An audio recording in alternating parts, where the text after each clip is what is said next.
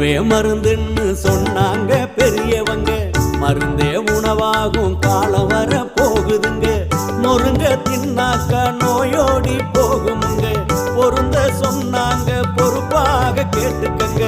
நீயும் நானும் இங்க 100 வருஷம் வாழணும்னா, நோய் நொடி இல்லாத தேகம் கொண்டு ஆளணும்னா, முன்னோர் சொன்னதையும் முறையா கேட்டுக்கணும்.